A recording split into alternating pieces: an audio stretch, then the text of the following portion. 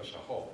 Steve is going to go through some slides that he has up there, and I want to clarify one thing, you know, because there may be somebody in here that says, you know, that is not so.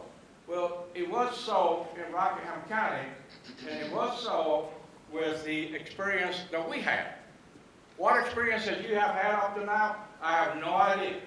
What is going to happen here in this county or in this group of counties, I have no idea. And that is going to be up to you and the folks that represent you and those board of supervisors to take those actions that are going to impact you directly. And it's the same thing as that I told the folks of Washington County in Southwest Virginia about a year and a half ago that I was up there and they asked me to come over. And I told them, look, Washington County is Southwest Virginia. You're a little bit different than Rockingham County. I don't know what companies you're supposed to, you know, be working with. I know the ones that we were supposed to be working with in Rockingham County. I don't know how Mines and Mineral or the state agency treated your particular situation in Washington County. What we are going to tell you is what we experienced in Rockingham County that we didn't like, we didn't feel secure enough about it, and we said, you know what, we have a lot of questions, and we have a special use permit in here that requires a certain amount of information and a certain amount of responsibilities by the companies that are asking us to allow the drilling in Rockingham County. And until you take care of the safety of Rockingham County, the quality of life of Rockingham County, and the environmental, conditions of Rockingham County, we're just not going to allow you to do hydrofracking in Rockingham County. And when that happened, those folks kind of went away, and we haven't heard back from them.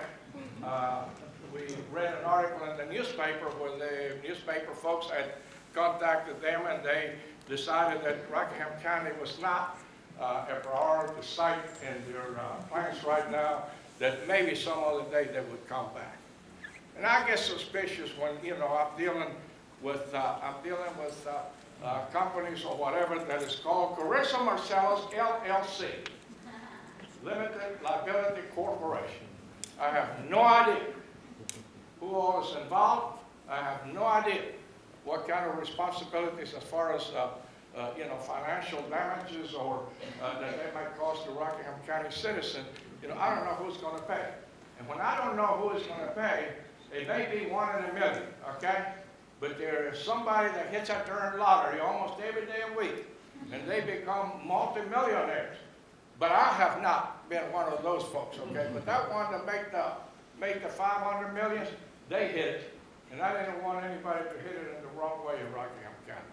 And that's what I kind of fought for. Steve, I would, please, if you would, take some of those slides through. And I don't know, I don't want to upset his apple cart and his well-organized procedures. But if somebody has, when we get to one of these slides in here, you have the urge to, ask a question or make a remark, relative to it, please feel free to do so. We don't want this thing to be... I will allow it. See, what a nice guy. I'm telling you, as soon as our delegate decides to quit Rockingham County, I'm going to find out if he wants to bring some of his sawmills up there for manufacturing and sale.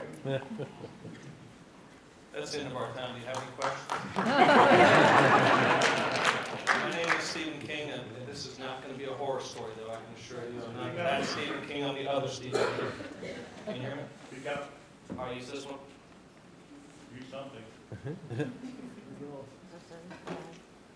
Okay, what I'm here to tell you really is the story, as Pablo said, our story in Rockingham County. Okay, I'm an engineer, so I'm looking at things kind of systematically. I have opinions about certain things, but I'm going to try not to get into too much opinion. And really, I'm going to share with you our actual story, our experience. If you have a question, what kind of engineer, sir? throw your hand up. What kind of engineer? Civil engineer. Okay, most of you might, or some of you may know where we are. We're over in this area. You're over in this area. We're over in here along the 81 corridor. Okay. James Madison University is located here in Harrisonburg. Mr. Cuevas was up here at Broadway, and up here in Burton was the area that they were looking at doing a well. Okay, and here's how we learned, how Rockingham County learned about this possible well. Our county administrator got a call from the Department of Mines and Minerals and Energy, the Oil and Gas Division, with a question of, he asked Mr. Paxton, do you guys have any comments about the proposed well in Burton? To which our county administrator said, what well? We had not heard anything about this possible proposed well. So our relationship with DMME and with this project did not start off on a good foot. We felt like we were brought into the process very late,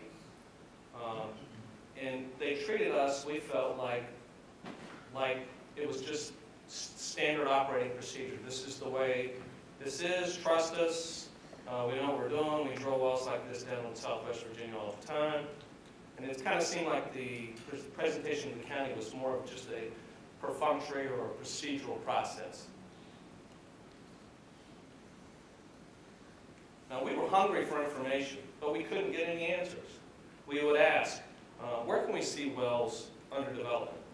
Where can we see fracking? We couldn't get answers.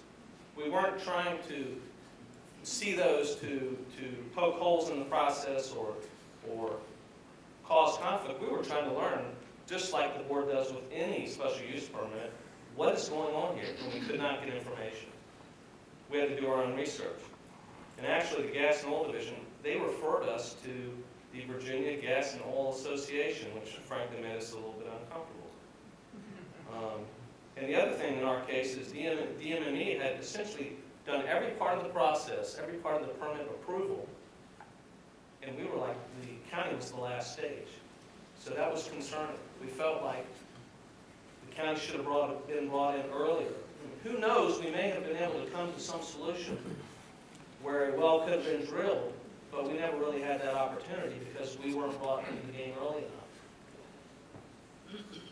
Now, for Carrizo, the county felt like we were brought in the process very late too. The representative from Carrizo was actually a consultant for Carrizo who does their well drilling operations.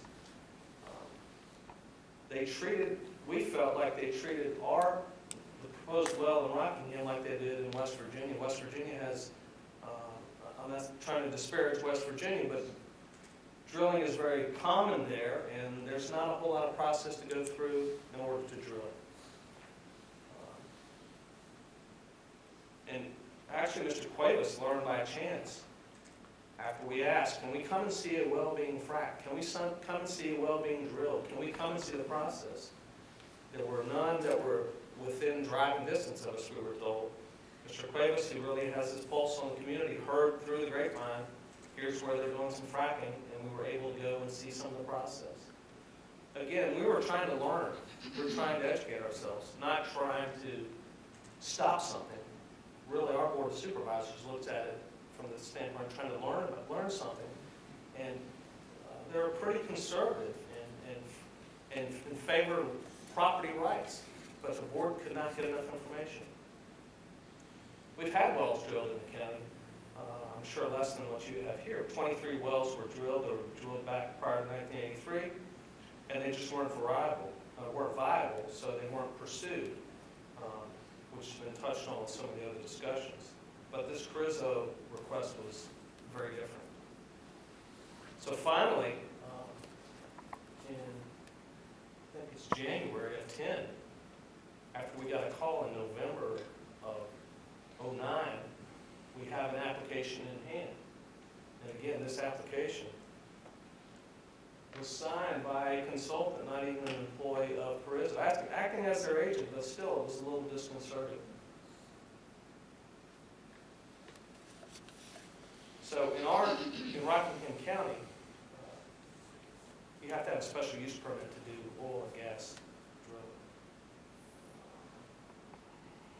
drilling. G, thank you. Right there. So this started the special use process. Here's a little plat that shows their site, things new to us, pits, drilling pit, so forth. So the Board of Supervisors, just as with any special use permit, the question really is, it's a land use issue. Is this use compatible? What is the impact on the community and adjoining landowners? Balance the rights of those who own land and mineral rights with potential impact on the community. You know, everything's a balance. And they really had to look at this. This was not just a single well, although what was being requested was a single vertical well. We all know if you find the gas, there's going to be extreme pressure to continue with further development. What does that mean? And again, all of this was in this vacuum of information. The Board of Supervisors and county staff didn't have information. So we started searching. We talked to DMME and Gas and Oil as much as we could. We talked to James Madison University professors.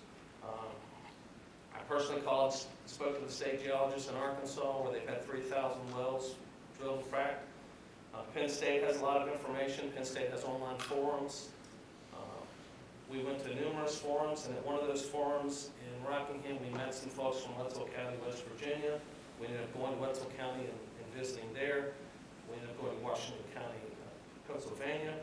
We went down to Southwest Virginia. We talked to people in Southwest Virginia, talked to some county administrators down there, and then multiple analyzed reports, and I would say reports of the extreme pro-frack and drill everything you can find to the other. And we're filtering all this information to try to find out, you know, what's the truth, you know, what's the reality.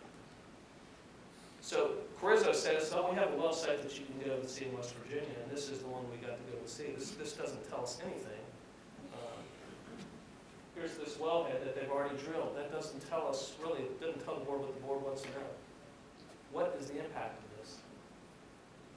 So we were fortunate to take a trip to West Virginia. If this works, you'll see this little video here. This is the well drilling operation. This is the well drilling process. Excuse the videography, was done with my cell phone. I wouldn't say that they kept us from getting on the site, but they weren't real excited about us being too close to the site video. And I'm sure some of that has to do with safety issues, but again, it kind of perpetuates this perception that there's something that to be hidden, which adds concern. One of the big things in Wetzel County, West Virginia is, and it's hard kind of to see on this picture, but you can see this is a paved road. This road right here is gravel, but the road was not gravel before the well drilling operation started to take place. The road was destroyed by these sand trucks. Okay. That was a big concern for the Board of Supervisors. The other big concern was, where does the water come from for this fracking? They had these large ponds, 3 to 5 million gallons of water per well. You can have 6 wells on a pad, significant amount of waters if you get to the fracking stage. Where does that water come from? You can see the slope there going up the hill where they've laid lime. This was a big concern. Here's an example of an area that we observed.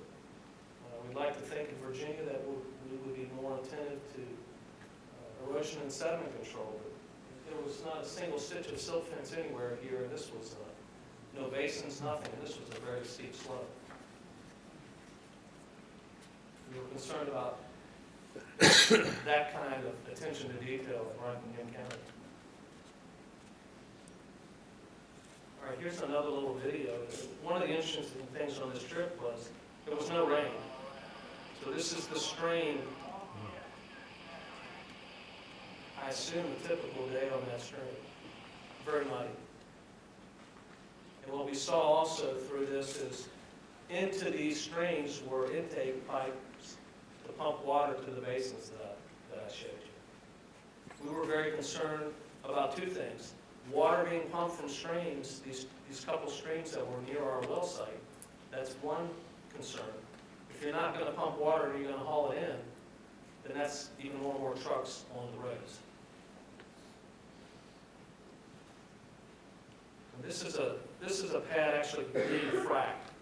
And this is another case where we had to stay back. I understand, there were safety concerns with us getting too close, which makes sense. But again, it perpetuates this feeling of that there's something that we're not, they don't want us to see.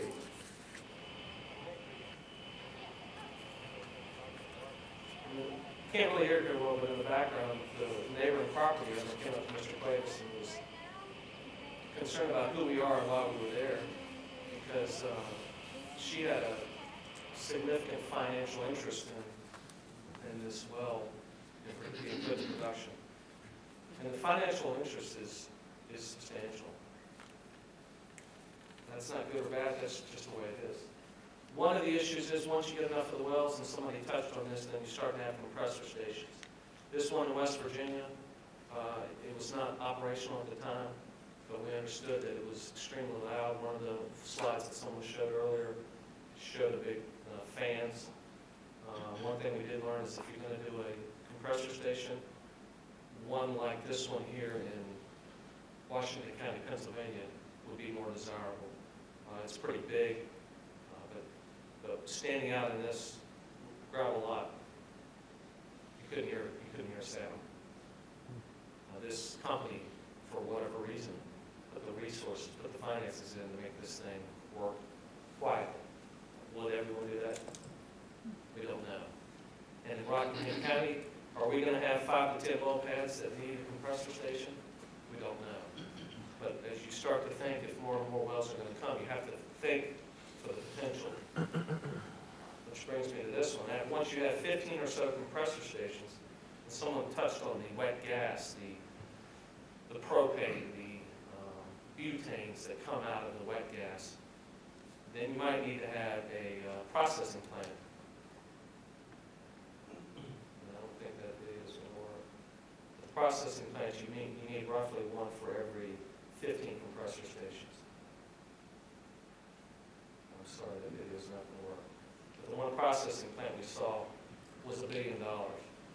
So, I mean, that is a significant investment. And this is just to give you a sense. One of the concerns that Pablo had with this request was, I mean, you have all of this red area where you could do a test well. That's where Carrizo had rights. And you chose this one little piece right here, this one little piece in black. And I'll show you in a second why that was a concern. Okay, here is... Can I stop you for a Sure. second? On that past slide, all the areas in red, Yep. the leased land from that company. Correct. Repeat the question, please. The area in red was land that had been leased or under lease. And you know, I can't say for certain it was all Carrizo, but it was land that was under There was lease. 4 different companies. There was a company called Infinity. There was a company called Keaton, one Powell, and Powell, and one called Carrizo. I found those, you know, by just digging an accident because we got no information from any of those people, and most of this company, you know, BSN Bay, what the hell is a business? And I'm not telling somebody how to run your business. But don't hide things for me if you want me to work with. And, you know, this 4 companies, we're talking to folks out there and doing leases somewhere in the, sometime in the 9/18/09, so August of '09.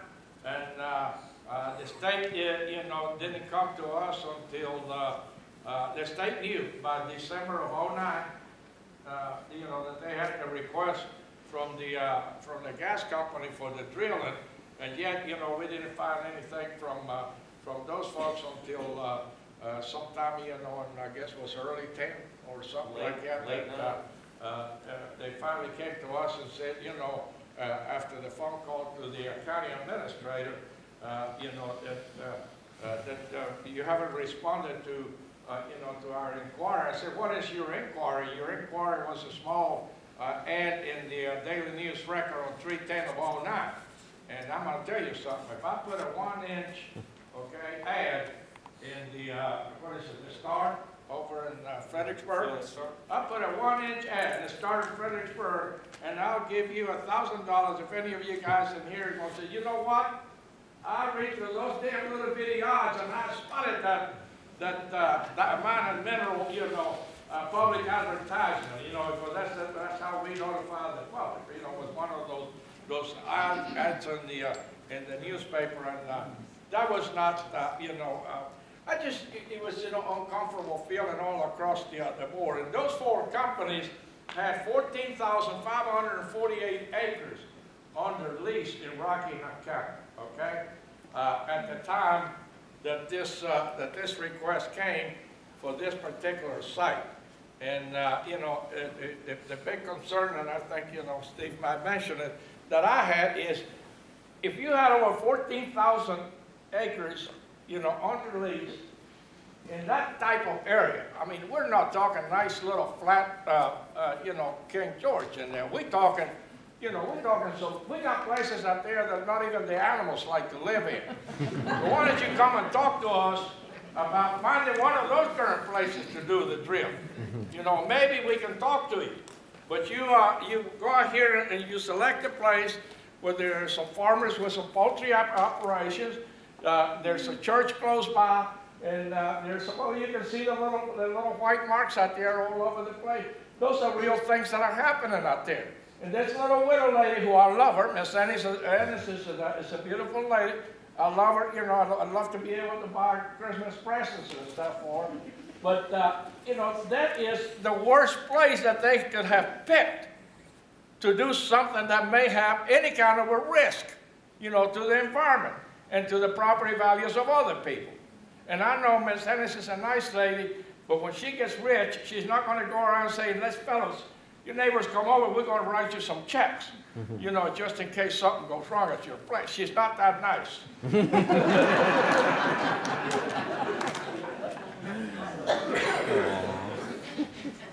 This is a shot coming into that area, and one of the concerns we had was that this road, which had been upgraded to the tune of, what was the number, Pablo? 820. If any of you folks have, you know, knowledge about roads and stuff like that, what you see in here, this is the entrance to the road, and there's about a 1 mile or so of road that I got $3 million from from Congressman Goodlatte, from some kind of a federal transportation budget, okay? And I really was pounding myself on the chest, because to get $3 million from the federal transportation budget for a little piece of road in Little Burton, Virginia, which, you know, nobody, probably 90% of the people in Rockingham County don't know what Burton is at, okay? And I was so proud of that, and then these good people at the General Assembly, through the VDOT, made available $1 million for us to match, you know, on revenue sharing, in a revenue sharing program, to do this improvement to this road, because to the left, there's a river, and there's a drastic drop in there, and that thing was so narrow that a feed truck and a school bus, you know, could hardly pass each other. And this road, not only is the cliff on the one side for the river and the mountain on the other side, but it was so weak that what VDOT did, or the contractor that VDOT had up there working, had to put on some pipes under the ground, a series of pipes for the length of the road, and then fill it up with cement to give it stability, so that it would not, you know, keep on eroding and collapsing.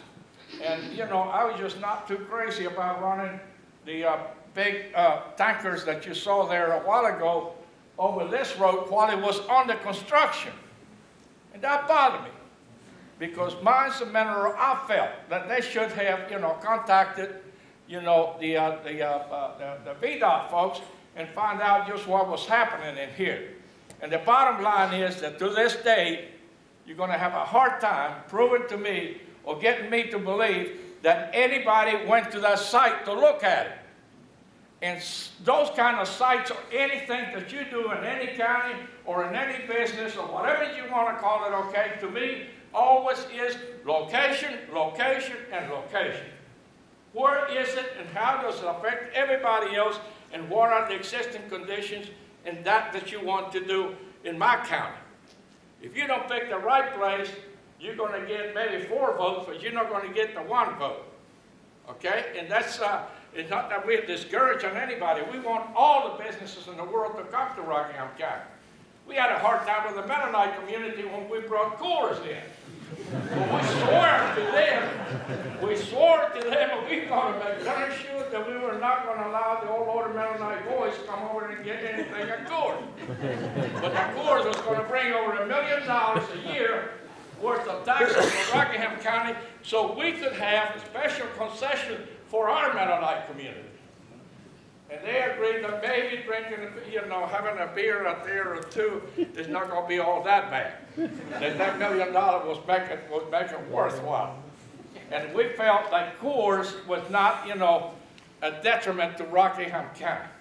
The citizens of Rockingham County were going to buy Budweiser, they were going to buy somebody's beer, but they were not going to stop because the supervisor said we're not going to put a brewery here. And that's, the kind of thing, the practicalities of things in life.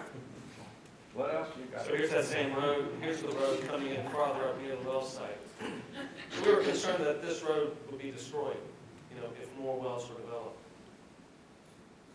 So here are the county issues really, in summary. We were concerned that this was in a floodplain. Between those two roads, this was in a floodplain. Both were native trout streams, so there was concern about that. We never felt confident that all these various agencies had had a look at this project. VDOT, DEQ, DCR, FEMA for the floodplain, Game and Inland Fisheries, or the Corps of Engineers. We were concerned about the risk of spills.